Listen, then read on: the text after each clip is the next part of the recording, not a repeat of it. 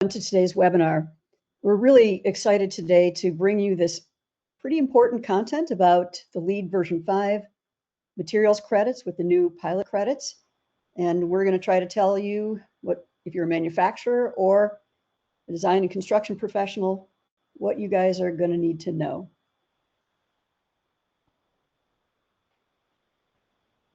I was actually surprised that just about a month or two ago, I was unaware that there were these two pilot credits, and wondering why with the BPSP credit, it excluded many product categories where manufacturers had produced EPDs. And then I discovered, wow, look at this. There's two new pilot credits that cover all of the other product categories so that every single manufacturer that makes building products and materials can contribute to one, not more than one, but one of each of these materials credits. So manufacturers, keep doing what you're doing, make more EPDs and transparency, other transparency documents. So I'm super honored and excited to have Erica and Amy with me today to share their portion of the presentation. So the order of the agenda will be, for those of you who are new to Sustainable Minds, I'm going to give you a quick overview of what we do. And then I'm going to give you a kind of behind the scenes explanation of how we took the common materials framework and automated it in the transparency catalog. That is the thing that drives the real-time status reporting that I'm really excited to share with you. And then we're going to turn it over to Erica. She's really going to do the technical deep dive, the real technical deep dive on all of these credits and how the reporting works. And then she's going to talk about the MEP 2040 challenge and how that aligns with the MEP pilot credit and what's happening in the MEP industry. And Amy is going to follow that up and talk about the ASLA's climate action and other environmental plans, and speak to the second pilot credit where Hardscape is only one of the categories. It's really a category for everything outside the envelope and everything else that wasn't in the other two. So it's literally everything else. And then if we still have time, I will do a live demo of the real-time status reports, but I'm going to show those to you in the run-up to Erica and Amy. And want you to know this webinar is being recorded. You will get a recording. The email will come in a day or two. If you would like a copy of the deck, you'll be able to request that. If you have questions, put them in the chat panel, in the questions panel. Any questions that come through, either we'll answer in the background or we'll pose that at the end, or if we didn't answer your question live, we will follow up. The appropriate person with the question, we will follow up. And on your way out, there is a short questionnaire where you can leave any other comments and questions and provide us some feedback about the webinar. So with that, Sustainable Minds today is the only end-to-end product transparency solutions provider for building product manufacturers in the high-performance building materials design and construction industry.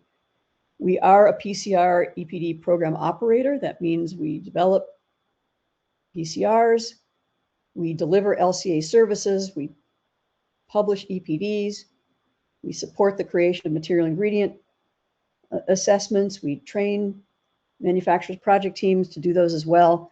And all of that activity is in the service of getting the products and the documents into the transparency catalog that has a lot of extended capabilities as to help manufacturers and design professionals get that content into projects and libraries so that we're all working together to transform the built environment.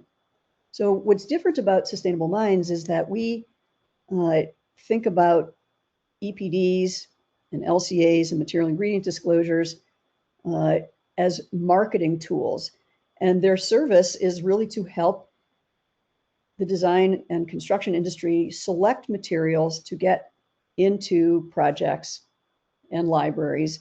And so what we've done is really created a seamless workflow of content creation, publication, and then the activity to learn about products and materials and now add them to projects and libraries to get those high performance materials that you're looking for out into the built environment. So building product manufacturers can work with us on part of the journey or the entire journey.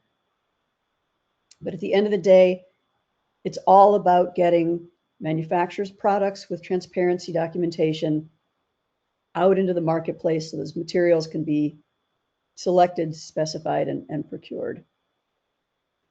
So those of you who are new to the Transparency Catalog, we launched it in 2016 with only 350 brands representing manufacturers anywhere in the world making products for the North American market who have invested in EPDs or material disclosures. Today, we have over 2,360 manufacturers and industry organizations across 28 master format divisions, over 1,000 sections. Our data team works tirelessly, and it's the same data team that has been in place for the last 8 years. We work tirelessly to aggregate transparency content documents from all program operators in North America. We classify those documents as product specific, industry average, or optimized. We have relationships with all of the leading material ingredient disclosure programs. And now we've been adding all the low emitting certificates. We're really honored that we have access to UL's API. We're in the process of adding over 100,000 Green Guard certificates, and all of it is classified by master format section. This is continually happening, ongoing in the background to keep the data live and up to date.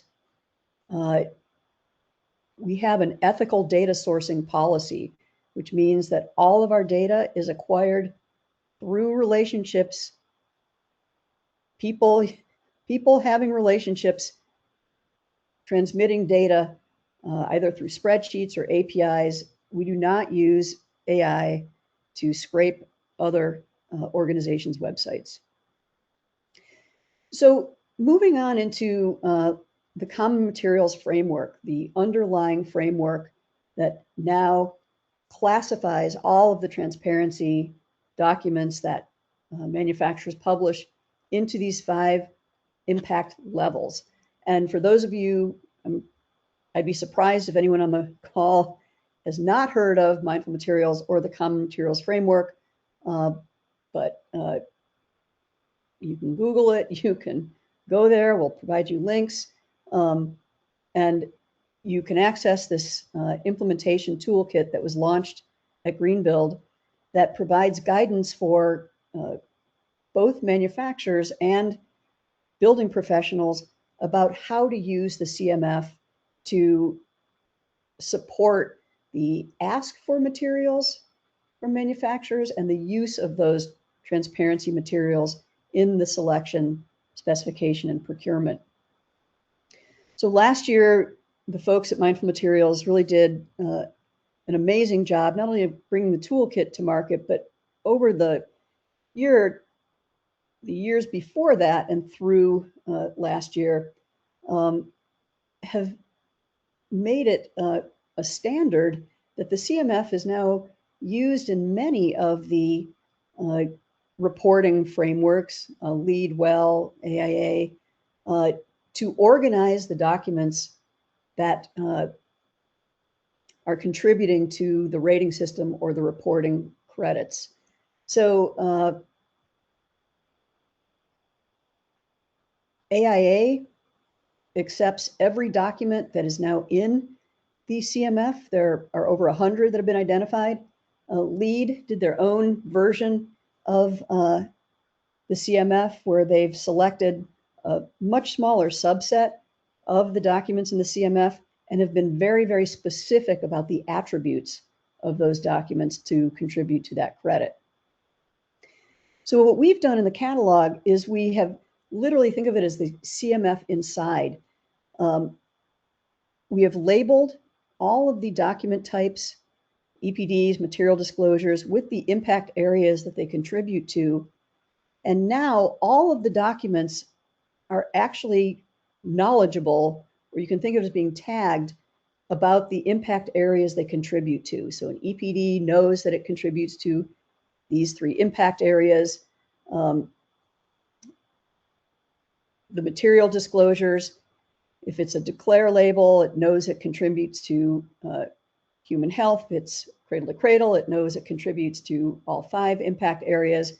And so we're enabling people to filter by document type and results to make it easy to select materials that meet the performance requirements that you're looking for, and not to worry, all the CMF information is being tracked in the background. So now, as we work with organizations to ask, are you trying to standardize high performance material selection in your organization? The combination of how we parse data from the documents combined with the common materials framework, we are making low carbon and healthy material selection accessible to all project teams. And so now Project Builder and Library, think of it as an application layer that sits alongside the transparency catalog. It's kind of the natural evolution of the transparency catalog to enable organizations to build their own internal knowledge base of preferred materials, either through an organization's library or this construct of projects, project templates, project collections, according to your own selection criteria. And the underlying documents are always live and up to date. As documents enter into Project Builder and Library, again, they're knowledgeable about what impact areas they contribute to. You can see inside of a project the attributes of those documents, why you selected the product. You can upload any other kind of CMF document. We've created this easy to use CMF document finder. So now let me show you an example project. This is Bob's Big Building. And in Bob's Big Building, there are 22 products across a variety of master format sections. Because all of the documents are tagged with the CMF impact levels they contribute to, now we can literally flow the product information into any and all of these reporting templates. So as you add products to a project in real time, you can see this project CMF alignment report. So every product in the project, all of the documents, and the impact areas it contributes to. Same thing, we're only restating the same product information from the project into the material pledge report, and same thing with the LEED reports. CMF alignment is live, so is the material pledge report is also live, and you guys are getting a little bit of a sneak preview. The public announcement will be tomorrow, and the LEED reports will start going live within the next several weeks, and we'll roll them out as soon as we're done. So what it's important to keep in mind is, what is a status report? A status report is only telling a user, how are you doing? So we're not giving you a snapshot of only the end. It's real time, how are you doing? As you put the project together, you can go to the reporting tab and see the results of your efforts as you select products and materials that meet your criteria. So for each of these reports, here's the material pledge report. When you check, you can see, great, we've got 18 products in the project that are contributing to 4 of the categories that material pledge asks you to report for. This report is a summary report. It's really great for presentations to clients, your your project team, or literally it's just rolling up the data so that you can see of all the materials that I have in this category, how many are contributing to each of these impact areas. Same thing now with BPSP. It's a status report. We've got 11 products in 3 categories. We're calculating the multi-attribute score. We're giving you some guidance about how the score is calculated, but you have to use the calculator. Same thing with the MEP report. How are you doing? We're telling you you've got 2 targeted products, 0 general products. In the multi-attribute, structure, enclosure, hardscape, and others, this is a more challenging credit actually to earn. So there's 1 product in Bob's building. So literally, you're able to look at Bob's big building project through the lens of these 6 different reporting schema to see how the project is doing relative to the categories that you care to track and report on. And the spreadsheet export has all of the data, all broken down granularly to make reporting into the reporting platforms easy to do. So with that, Erica, I'm going to ask you to take it away and go into the nitty-gritty of how these credits work and how the MEP industry is driving the demand for transparency. Great, wonderful. Thank you, Terry. Happy to be with the group here today. I'm Erica Weeks. I am the Director of Green Building Certifications with Paladin. We're a small woman-owned direct-to-owner engineering firm that also provides commissioning and, of course, sustainability services. And why I'm here today is for a few reasons. 1, I love materials, can't help myself. But 2, part of the LEED version 5 steering committee throughout the development of LEED version 5, as well as the vice chair of the MEP 2040 EPD and advocacy working group. And in practice, we've been helping project teams with sustainability goals for over 20 years. And we've been working with them on material specifications, solutions, rating system alignments, and also with contractors to be able to help take that design information, translate it into the installation and procurement. Terry, if you go to the next slide.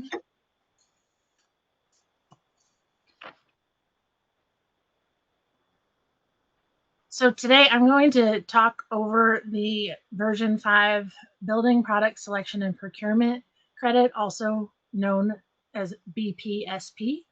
Summarize the 2 pilot credits that Terry mentioned at the top for the other materials that would include your structure, enclosure, hardscape, and everything else, as well as your MEP products. EPDs are still really important in the industry, ever growing in importance, as well as several other multi-attribute product transparency documents, and how these are not only supporting industry commitments, but transforming the market to make better products.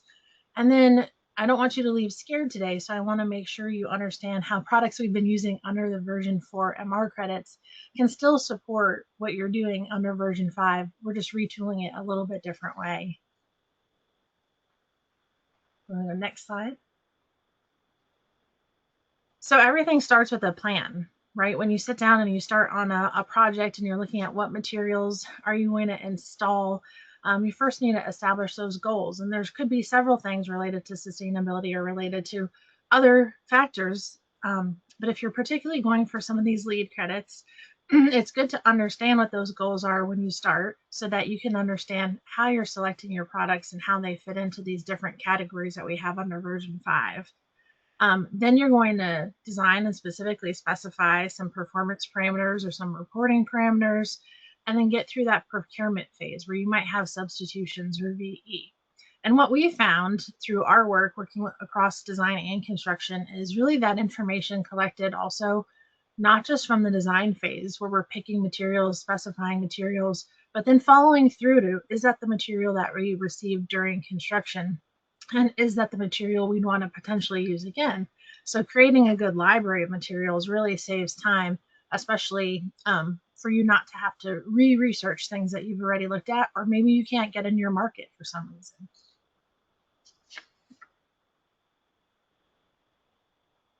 So in LEED version 4, we had our friends for the environmental product declaration credit, sourcing of raw materials where recycled content lived, and the material ingredients credit. These have now just been rebundled into our BPSP friend in version 5 that rewards us for multi-attributes. So you're not losing any of the work that you have thought about during version 4 to collect recycled content data, to collect cradle to cradle what products are specified or installed as that.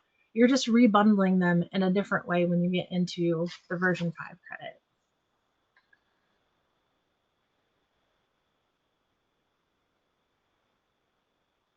Specifically, also talking about environmental product declarations, because LEED version 5's emphasis, 50% of the points, is based on decarbonization efforts. EPDs are important in just several credits that you utilize information to help you assess, quantify, reduce your embodied carbon. Today, we're going to particularly talk about the BPSP credit, but also that MRPC 185 and 181, which are the 2 pilot credits. Next slide.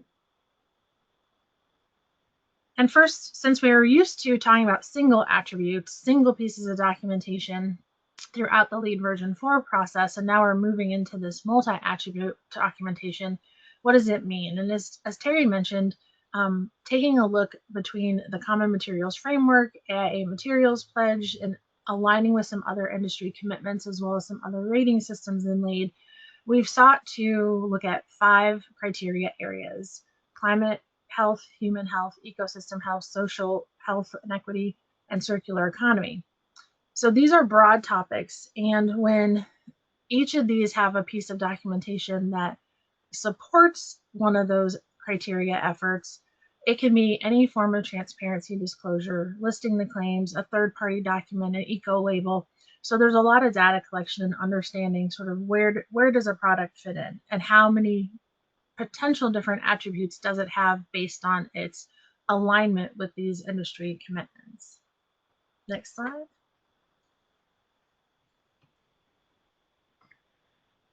So under the new LEED version 5 credit, there are a series of reference tables, if you will, and a guidance document that there are pieces of documentation that Terry mentioned come from a variety of sources, and USGBC has curated on this reference table how each of those different certifications, eco labels, commitments can fit into a product score.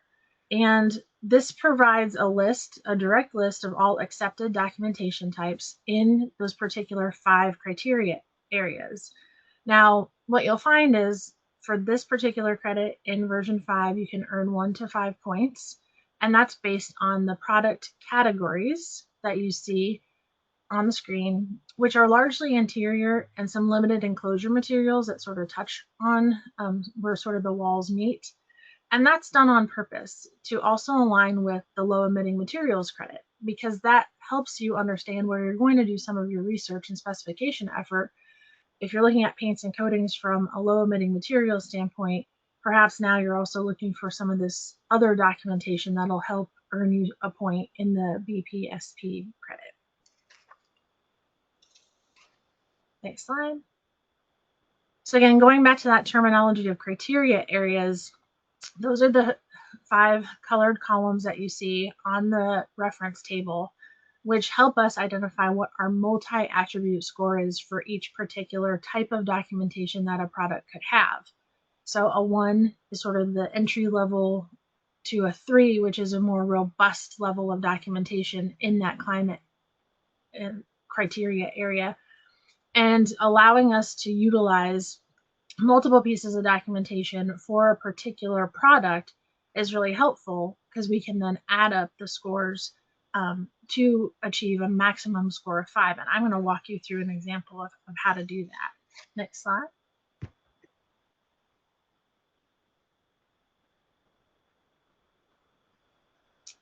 So a product, if we're looking at a sample here that we might select for a project, has a declare label, an EPD, and an HPD. So what we're looking for is we're looking for how these criteria areas are being met by that piece of documentation, and we're adding horizontally across any of the 5 categories, but not to take anything but the highest score in a vertical column, meaning you can see there that the declare label and the HPD both score a 1 in human health. We can't count it as 2, we can only count it as 1. Then we can add our 1 for our EPD for climate health. So this particular sample product has a multi-attribute score of 2. This is important for how we continue to score into our categories, which we'll talk about on the next slide.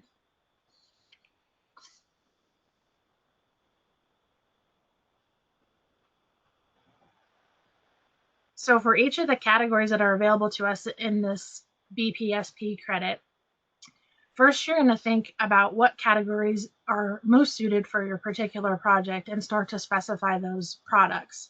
You may have your favorite ceilings, your favorite floorings. The building type might be dictating certain features that would fall into some of these categories. You're going to assess how you're going to evaluate each of these categories. You're allowed to look, for the most part, by cost, area, volume, or by number of units. And that can be an important calculation for you to consider if you have a costly material versus a non-costly material, how that's going to sort of weigh into the overall calculation. You're going to identify your total value, your total category value. So how much does all the flooring, for example, in your building cost? And then identify, as you start to specify those products, what that multi-attribute score is. You then take your product multi-attribute score, multiply it by that product's value, and look at it to make sure that you get greater than 100% of the category to achieve 1 point. Next slide.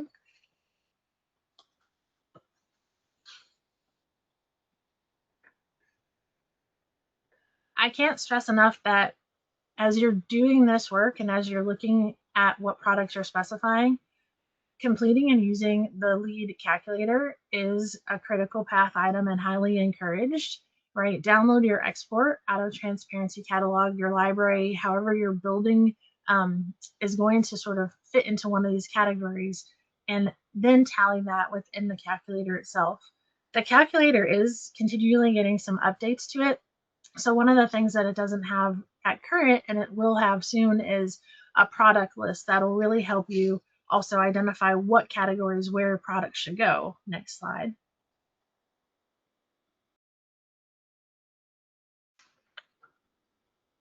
In the reference guide currently, I clipped this from the low emitting materials credit, where it lists out a bunch of different product examples from a flooring standpoint.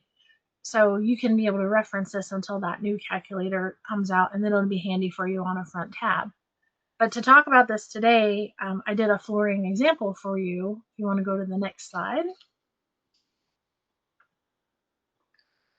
where in a very imaginary, simple building, I have selected that I would choose to go after the flooring category in my BPSP. I'm using the LEED calculator, of course.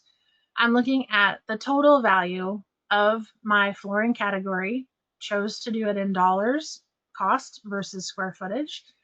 So the total cost, $60,747. That's important because that is my base cost. If you go to the next slide. My simple imaginary building has only one flooring material. You wouldn't ever really have that. You'd probably have several, but we only picked today that we have one type of carpet throughout the entire building. It's that full value of $60,000, $60,747.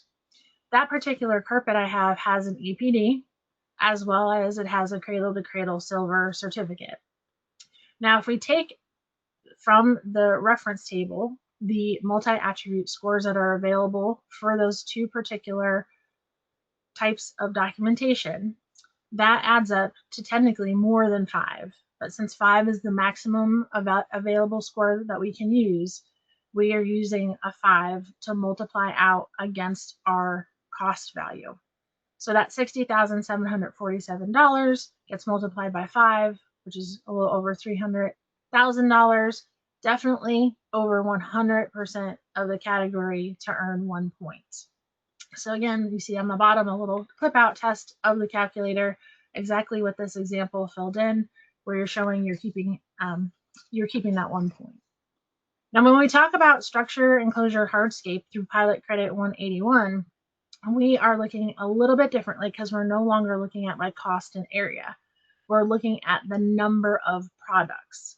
But there's a caveat, because the number of products have to meet 2 or more of those criteria areas to even be considered multi-attribute. Then they have to have a score of 3 or greater.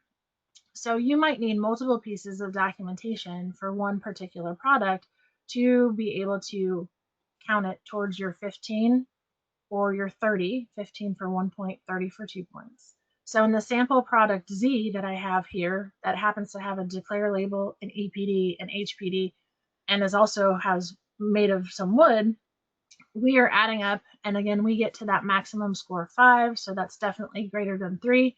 So this particular product Z counts as 1 product towards my tally of 15.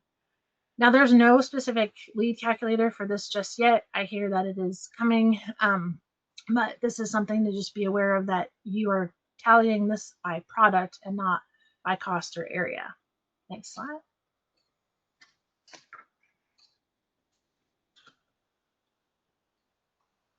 So as I mentioned at the top, I'm part of MEP 2040. My firm is a signatory, and I participate on the EPD working group as the vice chair, which means we're trying to, as a group, move towards reducing total carbon emissions associated with building systems through coming together to say, how do we do this? And how do we do this all in the sort of same way so that we're not recreating the wheel every time? Next.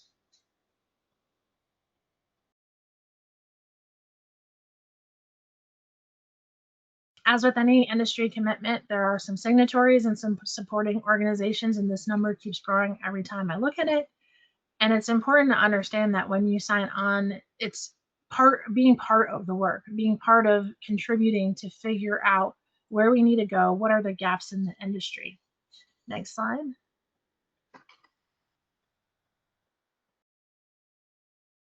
When you become a signatory, there are 4 commitments that you're making as a signatory. And I've highlighted the biggest one that relates to the talk today, is that we're requesting EPDs in MEP systems. Why are we doing that? Because we need to create, again, movement in the market to get this information. Next slide.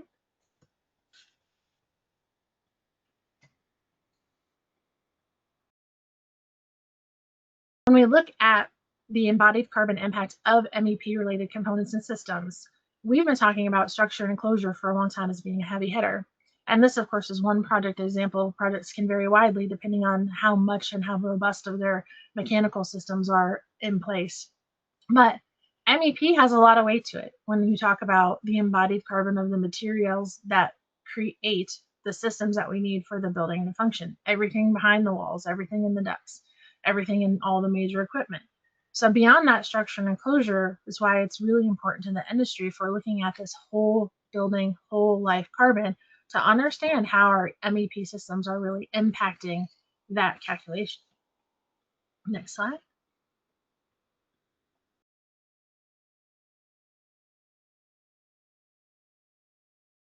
There are a couple of initiatives that started a couple of years ago and were published in 2025, and look for some updates to these coming out in April and May, where the MEP Beginner's Guide to Embodied Carbon, it's about a 75-page document that walks you through all different components within the building and sort of aligns the methodology of what we have and what we can look at from an embodied carbon standpoint.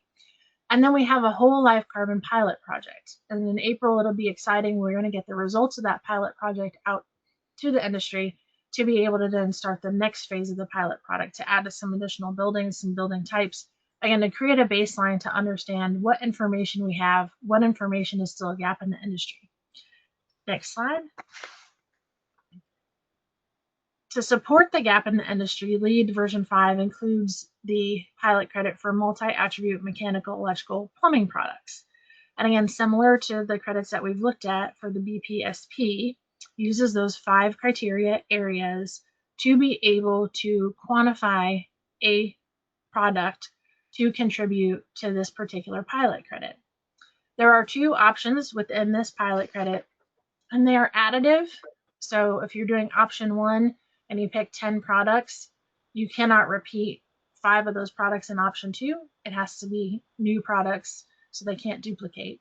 But the important thing to look at here is, again, we're adding this up by number of products, and we're allowing folks to look at the climate health criteria as a have to out of the 2 criteria areas. MEP 2040 published where notable EPDs are missing in the industry, and the option 2 specifically targets this list for pursuit to encourage manufacturers of these particular materials to have EPDs created to use, again, for the pilot credit and eventually for a whole life carbon calculation. Next. So here we're not looking at a material score. We're looking at the criteria areas being met. And again, 2 criteria areas need to be met for a product to contribute, and one has to be climate health. So that's where your EPD comes in. Hugely important to have that. And then finding another category to satisfy through other documentation. Next slide.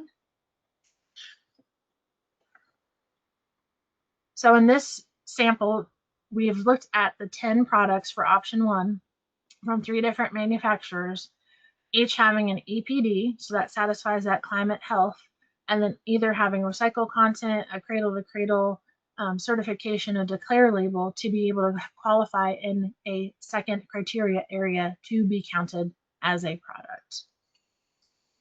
Next slide. So in summary, I've broken this down here for you as like a quick cheat sheet, where if you're looking at the BPSP credit and you're looking at the 2 pilot credits that we just reviewed, how can you sort of break this down and know that almost all of your building materials are covered? Everything that you could potentially have on your structure enclosure, your hardscape, other building materials, your MEP, as well as your typical materials for your finishes. It's important to, again, understand, are you looking at cost, surface area, volume? Are you looking at number of products? Are you looking at those different criteria areas? So where do you have a product that fits? Remember, there's a couple of nuanced tricks, like plumbing fixtures are in the base credit MRC4, but piping would be in the MEP pilot credit. Remember that climate health, which is where your EPDs come from, are required for the MEP credit. Documentation types are important across the board for some of the other categories, and then transparent or more optimized documentation gives you a higher multi-attribute score. So don't forget that EPDs are still really important, and we need as many on projects as we can get. The IDNC credits also ask you to look at different materials, and we didn't even touch on that today. But exciting times, continuing to figure out the documentation and to figure out how specifications can be fine-tuned to select lower carbon materials. Thank you. Thank you, Erica. I could count on you to actually be able to explain it all in great detail. And I also do want to tell folks on the call that Erica has been a huge QA contributor to our development of these real-time LEED materials reports. Because if you think all that was complicated, building these reports has not been, super easy. But for people who are really going to pursue these credits, these real-time status reports are doing all the heavy lifting in the background for you. So over to Amy, hearing from the landscape hardscape community and what's happening in the industry there. Excellent. Hi, everyone. It's really great to be here today. Thank you so much, Terry, for having me to share a perspective from this other category, landscape hardscape. I am Amy Severson-Schaffer. My background is in landscape architecture. I worked in design in the Philadelphia area at the start of my career. And now fast forward, today I work with a modern craft manufacturer that supplies landscape architecture projects. So my career bridges those two experiences, and I've been serving on the ASLA Climate Action and Biodiversity Committee with the American Society of Landscape Architects for the last 3 years, where we've really been trying to get into all of this, and also with the Landscape Architecture Foundation Board of Directors. So today I'm going to talk a little bit about plans for the profession of landscape architecture. We'll talk about how I'm very excited about this LEED V5 pilot credit that allows for a wider variety of products to contribute. And then also we'll just take a really brief dip into what we're doing and how we're finding EPDs and product data useful and helpful as a manufacturer. Awesome. And we can click through to the next slide. So as you can imagine, ASLA has long been involved in environmental efforts at all different scales, but where I want to start is with a major milestone that's happened recently, which is that ASLA released a formal climate action plan in 2022, and the new action plan for the profession to really take on and target reducing impacts of its projects and its operations. And at the same time, a climate action committee was formed by ASLA in order to be charged with advancing all of the different actions inside the plan. And so we can go to the next page. This following page that we have is kind of a selection of all of the different kinds of publications and resources. And I think you probably have to keep clicking through. I didn't realize there was yep, there we go. There are guides to decarbonizing specifications, the design process, how you can work towards zero emissions operations for your business. And then more recently, we've just released a biodiversity primer out of this committee, which is incredible work by that subcommittee. And it's really important to landscape architecture too, because the new iterations of the plans include biodiversity with equal billing in terms of action, as it's really important to landscape architecture. And I'll get into that a little bit further too. And we can go to the next slide. So the new plan task force began work on the next iteration of the climate action plan for landscape architects this last year, and each of these incredible professionals who are my colleagues, and if anyone's here today, just want to say kudos to your work. Thank you. But these folks each share a different goal in the plan. And Meg, who has recently released a great book on materials and details for sustainable and resilient sites, chaired the task force, and they came out with 2 new plans, which we can go to the next page, which take us all the way through our next big milestones for landscape architecture. And these are called collectively LA 2040. So this is sort of the LA 2040 answer. This is a plan in the light blue for landscape architects, for people who are developing sites to sort of know what they need to get into on an operational level. And then for the ASLA organization and industry partners, et cetera, in the navy blue plan on the right, how we can all meet the moment and work towards the actions and the goals that we need to. We can go to the next page. So we'll real briefly here cover the goals in this plan, because I think it's important for us to talk about landscape architects are sort of uniquely positioned with both nature-based solutions as something that is a core part of their work and constructed built environments. So we can go to the next page for the top line goals. The first goal is in climate. We will be scaling up all climate positive approaches to achieve zero embodied and operational emissions and increase sequestration. We can go to the next one. We'll be protecting, conserving, restoring, and enhancing and managing biodiversity. Next slide. In terms of equity, the goal, the target is to amplify the power of people and communities through this work as it's being taken on. And then the final goal is in advocacy, that we need to lead, engage, and build strong partnerships so that this work that we're doing can catalyze and bring on more change and more better work as well. And then we're going to go just a quick dive into the LA 2040 climate action detail, which is that as we scale up climate positive approaches for both mitigation and resilience, so both kind of drawing down on the negative effects, but also creating more resilient places that through design, The 2030 interim target that we need to keep an eye on is we need a 50 to 65% reduction in greenhouse gas emissions from both operations and embodied emissions of projects, and then reaching zero emissions by 2040 and doubling sequestration from business as usual. And on the right here, you're seeing ASLA's key objectives in order to make that happen. Next page. Crucially for landscapes, though, one of the things that landscape architects work with is with ecosystems and ecosystem services. So something that's unique to landscapes and doesn't necessarily happen in buildings, construction, is that living systems sequester carbon as they grow, and they store it away in living biomass and in those living systems. And different landscapes sequester at different rates. So next page.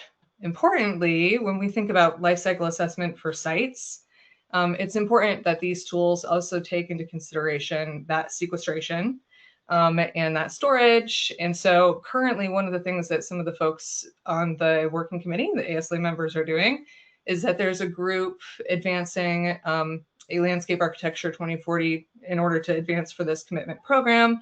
They're working on methodology for LCA for sites and also for the baselines that are required. And so this is really important work going on right now. And as Erica was talking about MEP 2040, happily they are helping out with review of those. There's Carbon Leadership Forum sort of input there. So that is some really key work for us to have in order to move forward confidently into the next steps and know that the work that we're doing is intended to make the difference it needs to make. Okay, we can go to the next slide. All right, so now we're going to shift from what ASLA has been really focusing on and talk about how there's a lot of exciting new opportunities in LEED v5. And something that's really crucial to this, we talk about kind of climate being the center of it. We oftentimes may hear the stat that around 50% of buildings, the operational emissions are about 50%. The embodied emissions that happen up front are about half as well. But for landscapes, it's even higher. It's around 80 to maybe even 85 or 90% in a lot of cases are the emissions coming from materials up front at the very beginning of a project. So there's even more of a sort of focus in on embodied carbon for landscapes as we think about doing better. We can go to the next slide. And so this is one of the reasons that we're so excited about this materials credit, pilot credit 181. This multi-attribute credit means that historically, folks working in these sort of outside the building product category areas or things outside the building envelope would not have necessarily had as many opportunities to really contribute to LEED credits. But now there's 15 products for a single point or 30 products for 2 points that can contribute with minimum multi-attribute scores. And as Erica was saying, they need to achieve 2 or more criteria, starting with that EPD, and that no more than 10 eligible products can be sourced by a single manufacturer. So this is a really great opportunity, I think really, really good news for manufacturers in this area, because for the first time we have sort of a pull in LEED through this new credit that's going to help award those studies that we've been putting together. Next slide. And so that gives us an opportunity to really leverage this environmental data that may have historically been more voluntary or more something that we're creating as support for our customers, as studies to understand where we are. I want to kind of circle back and just put a bow on this thought that we provide a lot of different types of support and data, whether it's cradle to cradle or carbon footprints, but with this new LEED driver, there's all sorts of ways that can contribute so we can actually get points on projects as well. And then for the next slide too, before we move on, I bet the majority of the people on this webinar probably know EPDs inside and out, but I don't want to get to the end without defining or sort of just putting a nice pin in this, which is EPDs are really the gold standard of transparency reporting. They are based in multiple different ISO standards. They're wrapped in different layers of critical review and verification.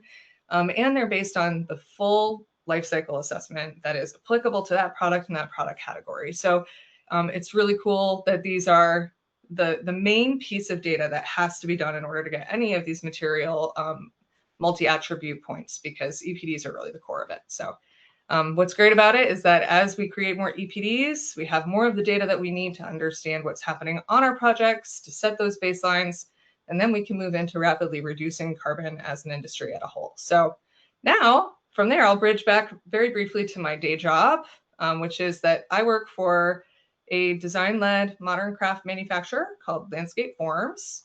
And we manufacture in the US. We have about 600 employees, and our mission is to artfully connect people to nature and to each other, as you can imagine, as we make objects meant to kind of enhance outdoor spaces.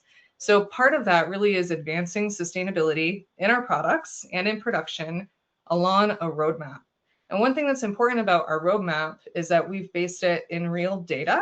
So we've done the work to understand which environmental topics our business has a material tie with, and we've understood our operational emissions, and we've started to do more and more LCA-based studies for our products. So we know 50% of our core product line, product carbon footprints. And what do we get when we measure all of that? We can go on to the next page. Of course, we get the documents that our customers are looking for. We have these EPDs that we can provide to them.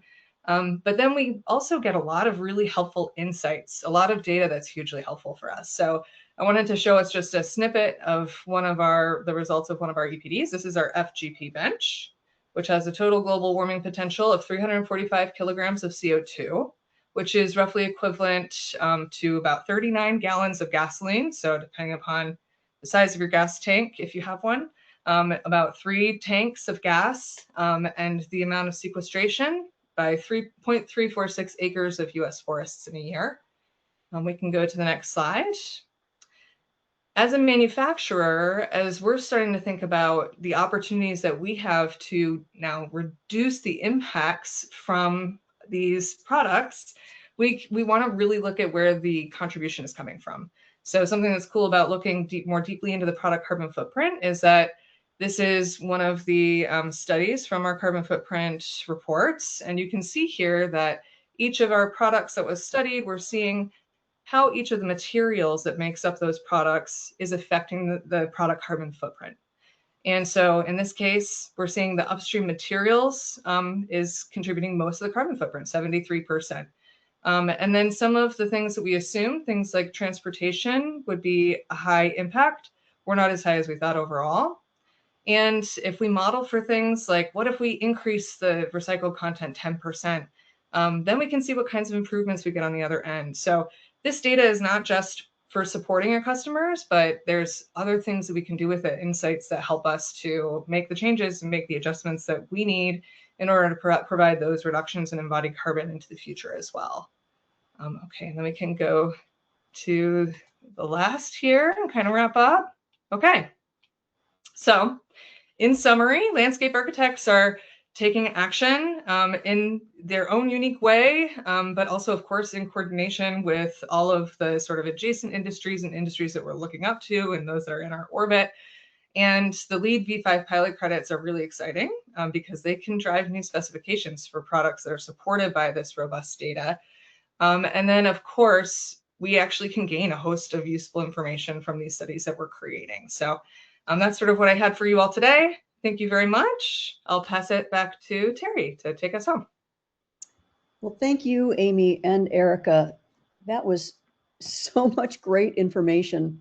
And I hope the folks who attended today and have stayed through the end don't feel too fire hosed, but feel that they're able to take away some useful information and also some encouraging information about how entire industries are rallying around the ask for carbon data, life cycle data, social equity data, material health data, to drive the transformation of the built environment. And so, you know, by looking at organizations like Mindful Materials, MEP 2040, LEED version 4, ASLA, everybody is in it together.